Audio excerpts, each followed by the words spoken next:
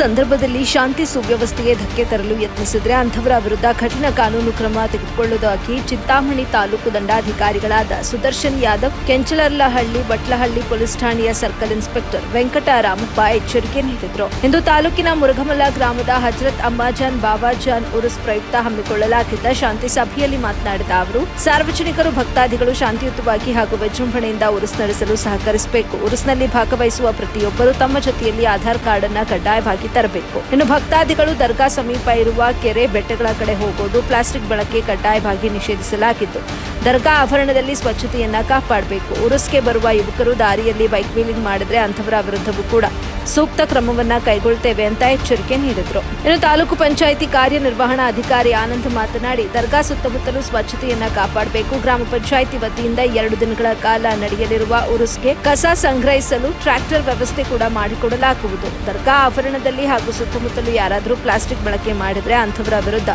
ದಂಡ ವಿಧಿಸಿ ಕಠಿಣ ಕ್ರಮ ಜರುಗಿಸಲಾಗುವುದು ಅಂತ ಹೇಳಿದ್ರು.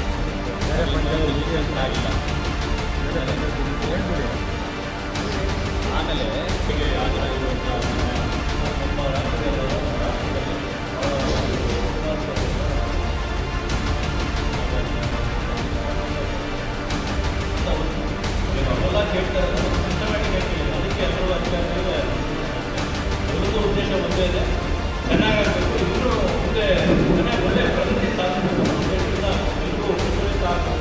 ಎಲ್ಲರೂ ಜನ ಬರೋಂಗೆ ಆಗಬೇಕು, ಕ್ಲೀನ್ ಆಗಿರಬೇಕು, ಸಿಸ್ಟಮ್ಯಾಟಿಕ್ ಆಗಿ ನಡೀಬೇಕು ಅನ್ನೋದು ಉದ್ದೇಶ. ಇನ್ನೇನು ಬಂದು ಇದು ಮಾಡ್ತಾರೆ ಅಂತಲ್ಲ. ಮತ್ತೆ ನಮ್ಮ ಒಬ್ಬರವರು ಬಂದಾಗ ನಮಗೆ ಸ್ಪಂದಿಸಿಲ್ಲ, ಇದೆಲ್ಲ ಇದು ಮಾಡಿ ಅವ್ರದ್ದೇನೋ ಒಂದು ನಿಯಮಗಳಿಂದ ಆವತ್ತಿಂದ ನೋಡ್ಕೊಂಡು ಬಂದಿದ್ವಿ. ನಿಮ್ಮ ಸಹಕಾರ ಯಾವತ್ತೂ ಇದೆ.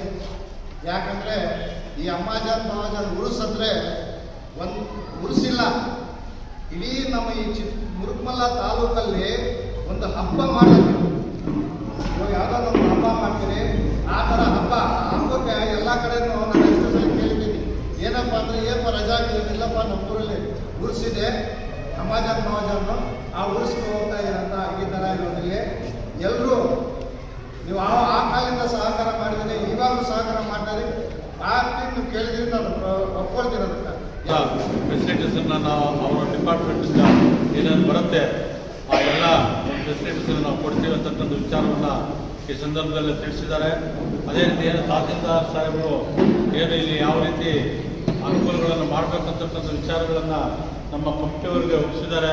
ಕಮಿಟಿಯವರು ತಾವೆಲ್ಲ ದಯವಿಟ್ಟು ಏನೇನು ಇಲ್ಲಿ ಆ ಉರುಸಿಗೆ ಬರ್ತಕ್ಕಂಥ ಯಾತ್ರಾರ್ಥಿಗಳಿಗೆ ಏನೇನು ಸೌಕರ್ಯಗಳು ಬೇಕೋ ಆ ಸೌಕರ್ಯಗಳನ್ನು ಹೆಚ್ಚಿನ ರೀತಿಯಲ್ಲಿ ಕಮಿಟಿಯವರು ಜವಾಬ್ದಾರಿ ತಗೊಂಡು, ಅದೇ ರೀತಿ ನಾವು ಏನು ಗ್ರಾಮಸ್ಥರಿದ್ದೀವಿ, ಗ್ರಾಮಸ್ಥರು ಸಹ ಹೆಚ್ಚಿನ ರೀತಿಯಲ್ಲಿ ಅವ್ರಿಗೆಲ್ಲ ಯಾರೋ ಒಂದು ಅಲ್ಲಿ ಕರೆಸಿದ್ರು, ಇಲ್ಲಿ ಬೆಂಗಳೂರಿಗೆ.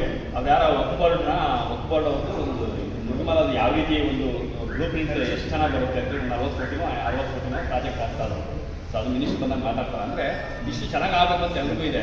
ಅವರೆಲ್ಲರಿಗೆ ಕರೆಕ್ಟು ಅಂಗಡಿಗಳೆಲ್ಲ ರೋಡ್ ಹತ್ರನೇ ಇದ್ದರೆ ಅಲ್ಲಿ ಕ್ಲೀನ್ ಮಾಡೋರು ಯಾರು. ಆಮೇಲೆ ಅದೊಂದು, ಸೊ ಇಲ್ಲಿ ಒಂದು ಟ್ರ್ಯಾಕ್ಟರ್ ಇದೆ, ಒಂದು ಟ್ರ್ಯಾಕ್ಟರ್ ನಾವು ಇದು ಬಿಡ್ತೀವಿ, ಇನ್ಯಾವ ಟ್ರ್ಯಾಕ್ಟರ್ ಸಿಗಲ್ಲ. 5 ಟ್ರ್ಯಾಕ್ಟರ್ ನೀವು ಇಟ್ಕೋಬೇಕು. ಇಲ್ಲಿ ಒಂದು 10 ಜನ 20 ಜನ ನೀವು ಇಟ್ಕೋಬೇಕು, ಇಲ್ಲಿ ಕ್ಲೀನ್ ಮಾಡ್ಕೋಬೇಕು. ಕುಡಿಯೋ ನೀರಿನ ವ್ಯವಸ್ಥೆ ನಾನು PDO ಹೇಳ್ತೀನಿ, ಕುಡಿಯೋ ನೀರಿನ ವ್ಯವಸ್ಥೆ ಮಾಡ್ತಾರೆ.